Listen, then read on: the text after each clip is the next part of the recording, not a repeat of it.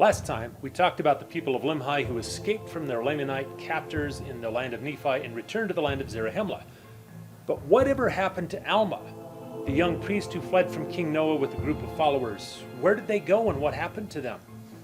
And what happened to King Noah's priests who abducted and disappeared with 24 Lamanite girls? We'll be discussing both of those today in Mosiah chapters 23 through 25. We will also talk about some clues that these chapters provide into Book of Mormon geography and politics. Several chapters ago, King Noah sent his army to destroy Alma and his roughly 450 followers. But Alma was warned they were coming and escaped with his people into the wilderness. They traveled for 8 days with their grain, flocks, and herds until they reached a beautiful land with pure water. They stopped and settled and began to plant crops and construct buildings. Alma's people asked him to be their king, but he refused. Verse 7, But he said unto them, Behold, it is not expedient that we should have a king. For thus saith the Lord, Ye shall not esteem one flesh above another, or one man shall not think himself above another. Therefore I say unto you, it is not expedient that ye should have a king. Then he added, almost as an afterthought, Nevertheless, if it were possible that ye could always have just men to be your kings, it would be well for you to have a king. For 500 years, the Nephites had been governed by kings. Other options simply were not known to them. But Alma did not like the idea of a king. He reminded his people that King Noah brought them into bondage, both economically through high taxes and spiritually by causing them to sin. They should enjoy their newfound liberty and free agency and not give anyone the ability to enslave them. Furthermore, remembering King Noah's priests, they shouldn't trust anyone to be their spiritual leader unless they obeyed the commandments of God. So instead of a monarchy, Alma instituted a form of theocracy. He organized the church and was their high priest. He consecrated good and just men to be their teachers and priests, and under the care and guidance of these leaders, the people prospered. The name they gave to their new settlement was Helam, and they began to build the city of Helam. And that brings us to our trivia question from last time. What was the name of the first person that Alma baptized in the waters of Mormon? In Mosiah chapter 18, Alma baptized 204 converts, it says, beginning with a man named Helam. You'll probably remember that when he baptized Helam, both Alma and Helam immersed themselves in the water. So the answer to today's trivia question is Helam. In chapter 18, we might not attach any significance to Helam being baptized first, but here in chapter 23, it seems that Helam was probably rather important or influential.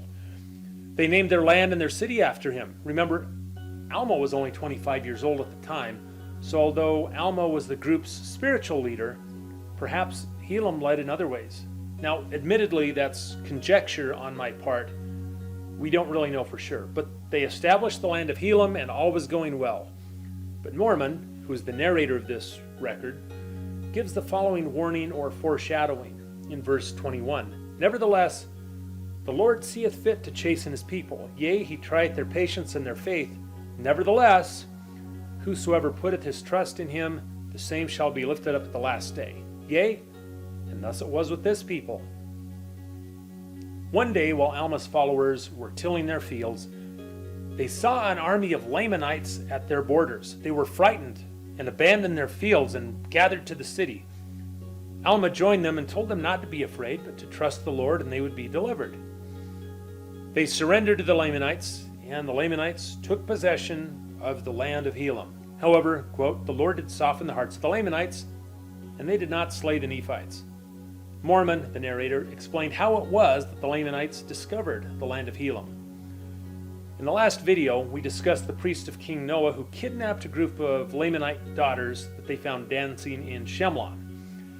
After kidnapping them, they left Shemlon and found a place where they could live with their abducted wives. The leader of the group was named Amulon, so that is what they named their settlement.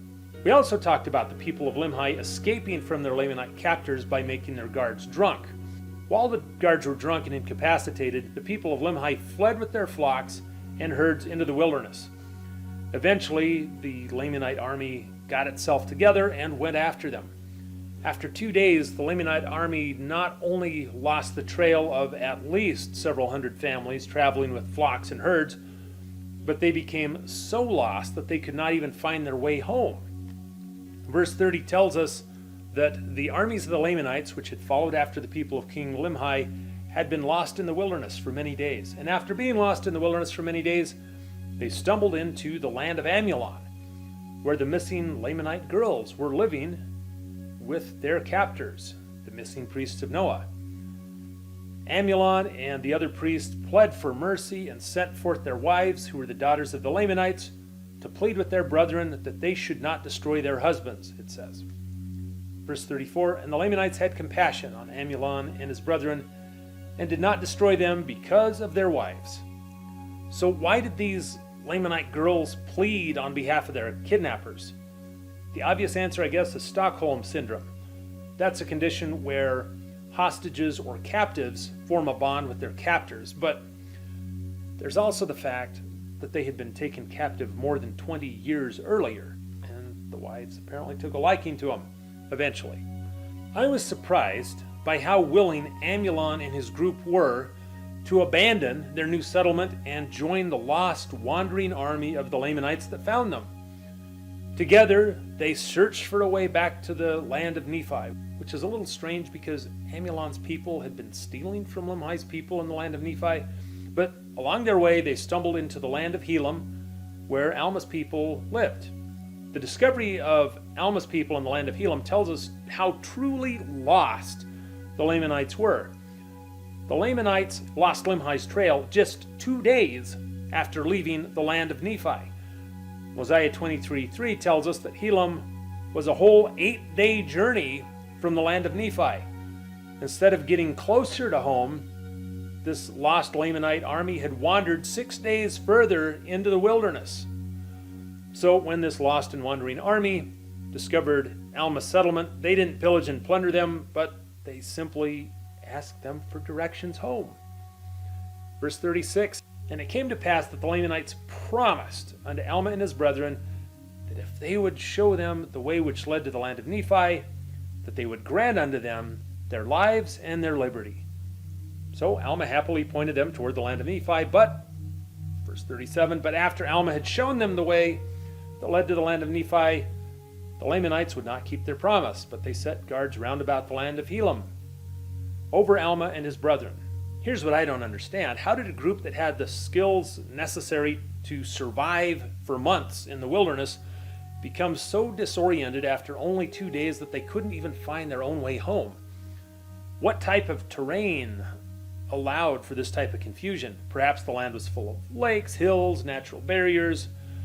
It probably also had some dependable landmarks because once Alma described the route home, they never became lost again. Some Lamanite guards remained in Helam as an occupying military force. The rest of the army marched back to the land of Nephi. A few of them later returned with the family members of the guards left to occupy Helam. Amulon, the leader of King Noah's disgraced priests, was not punished ever for abducting the Lamanite daughters, but was made king and ruler over Alma and the other occupants of Helam. And that seems wrong somehow, that Noah's former priests, who were cursed by Abinadi and promised death and destruction, would become taskmasters of Alma and his righteous people. Aren't wicked people supposed to be punished?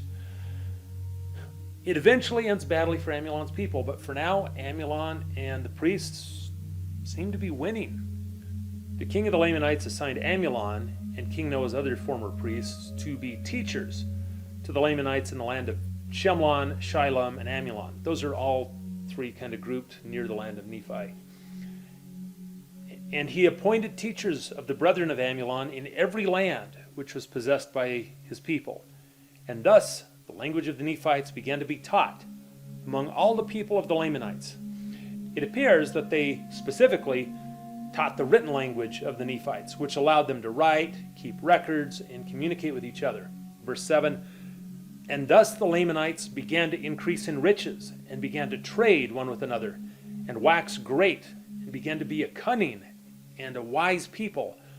As to the wisdom of the world, a very cunning people, delighting in all manner of wickedness and plunder, except it were among their own brethren. So the Lamanites, who were already wicked and dishonest, started to become smart. And Amulon, meanwhile, was enjoying his role as king over Alma's people. He recognized who Alma was, that he was his former fellow priest, and he was the one who had sympathized with the Benadi and who King Noah had condemned. Amulon burdened Alma's people with heavy tasks and strict taskmasters. When they began to pray for deliverance, he instructed the guards to kill anyone who they found praying. So instead of praying vocally, Alma's people poured out their hearts to God in silence, and he did know the thoughts of their hearts. Verse 13, and it came to pass that the voice of the Lord came unto them in their affliction, saying, Lift up your heads, and be of good comfort, for I know of the covenant which ye have made unto me, and I will covenant with my people, and deliver them out of bondage. And I will also ease the burdens which are put upon your shoulders, that even you cannot feel them upon your backs, even while you are in bondage. And this will I do, that you may stand as witnesses for me hereafter, and that ye may know of a surety that I, the Lord, do visit my people in their afflictions. It's interesting that they still had to carry their burdens, but they felt lighter. They were light enough, the scripture says, that the people bore them easily, and they did submit cheerfully and with patience to all the will of the Lord. That might be a typical example of how God helps us.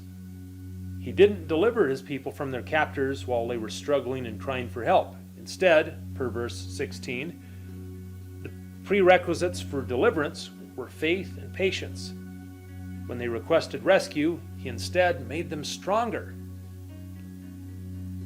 The good news is that, unlike Limhi's people who were forced to serve the Lamanites for more than 20 years, it appears that Alma and his people were in bondage for much less time, possibly as little as a year. Verse 16, and it came to pass that so great was their faith and their patience, that the Lord came unto them again, saying, Be of good comfort, for on the morrow I will deliver you out of bondage. God told Alma that the day of their deliverance had arrived. He instructed Alma to have his people spend the night gathering their flocks and grain and preparing for their departure. When morning came, their Lamanite captors remained in a deep sleep, oblivious to their escape. Alma's people traveled all day and pitched their tents in what was called the Valley of Alma. Then they marched onward, and 12 days later, Alma's group arrived in the land of Zarahemla, and its inhabitants received them with joy. So for anyone keeping score, Alma's group traveled 8 days in their original flight from Nephi to the land of Helam, and then 13 days from Helam to the land of Zarahemla. So how far was the city of Nephi from the land of Zarahemla? Well, it was 21 days' travel for a large group carrying provisions. After escaping their Lamanite and Amulonite captors, Alma's group joined Mosiah's people in Zarahemla. Verse 1, and now King Mosiah caused that all the people should be gathered together. Most of the people who lived in Zarahemla were descendants of Mulek. Mulek was the only surviving son of Zedekiah, who was the king of Jerusalem at the time that Lehi departed. The rest of the people of Zarahemla were descendants of Lehi. Verse 3 tells us, and there were not so many of the people of Nephi and of the people of Zarahemla as there were of the Lamanites. Yea, they were not half so numerous. Why were there so many Lamanites? The Nephites, Lamanites, and Mulekites arrived at roughly the same time, but 500 years later, the Lamanite population outnumbered the combined Nephites and Mulekites. I see at least two explanations for this that are not mutually exclusive. One explanation, which is supported by archaeology, is that the Americas were not entirely vacant when Lehi arrived. And just as the people of Nephi and Zarahemla merged into one group, the Lamanites may have united with other groups as they encountered them. We talked about that a little bit in 2 Nephi chapter 1. Alternately, the distinction between Nephites and Lamanites may have been ideological, and so anyone not wishing to practice the law of Moses was classified as a Lamanite. Alma chapter 21 verse 2 talks about a Lamanite city being built with the help of Nephite descenders. Anytime descenders left the Nephites, It reduced the numbers of the Nephites, and it swelled the ranks of the Lamanites. But one way or another, the Lamanites had the Nephites badly outnumbered. And this will become a lot more important in the second half of the book of Alma. Mosiah gathered his people into two groups, the Nephites and the Amulonites, and then he read them Zeniff's story. It began with Zeniff's departure from Zarahemla 80 years ago and ended with his people's return. Hearing this story was unlike anything the audience had ever experienced. It's easy for us to forget how quiet the world was until recently. Modern life is full of music, information, and entertainment. But until the last century, if you wanted to hear a song, you needed to either perform or sing it yourself or persuade someone else to perform it for you. People would walk miles to hear someone play a fiddle or perform on an organ. Music, singing, or theater was usually a very, very rare treat. By contrast, nowadays we can easily hear history's most incredible performances with just a few clicks. So Zeniff's record as read to his subjects by King Mosiah was probably the best, most action-packed story they had ever heard, and it was all true. It says they were struck with such wonder and amazement that, quote, they knew not what to think. They wept for their brethren slain by the Lamanites and rejoiced at their deliverance from bondage. They rejoiced for Alma's escape and lamented and cried for the wicked state of the Lamanites. Among those attending this public reading were the half-Lamanite children of King Noah's priests. Although the priests' wives had pled to the Lamanites and kept them from killing their husbands, it seems that their husbands really were not good guys. When Alma's group escaped from Amulon and the Lamanite guards, a lot of the priests' children ran away with them, although by this point they might have been as old as 20 years old. This is one of the rare cases where Lamanite descendants left and joined the Nephites. Here's verse 12. And it came to pass that those who were the children of Amulon and his brethren, who had taken to wife the daughters of the Lamanites, were displeased with the conduct of their fathers, and they would no longer be called by the names of their fathers. Therefore they took upon themselves the name of Nephi, that they might be called the children of Nephi, and be numbered among those who were called Nephites. Verse 13 gives us an insight, or a small peek into Zarahemla's politics. Verse 13, and now all the people of Zarahemla were numbered with the Nephites, and this because his kingdom had been conferred upon none but those who were descendants of Nephi. Now, I don't know whether this means that only Nephites had been full citizens before that happened, but both Amulonites and Amulon's children were counted among the Nephites from this time forward. After Mosiah finished reading Zeniff's record and finished speaking, Alma went among the people preaching repentance and faith and encouraging Limhi's people to remember that the Lord had delivered them from bondage. Limhi and his people asked Alma to baptize them, and he baptized them just as he had baptized their brethren in the waters of Mormon. Although, instead of being a 25-year-old young man this time, Alma would have been in his early 50s, probably around 53. Mosiah allowed Alma to establish churches throughout the land, forming 7 churches in Zarahemla. The Lord poured out his Spirit, and the people prospered. And that's all we have for today. But let's close with a trivia question. I've mentioned Alma's age a few times, as well as King Mosiah's age. How do we know how old they are? If you know this one, answer in the comments. We'll need a chapter and a verse. What chapter and verse tell us the age of Mosiah and Alma? And we will see you next time.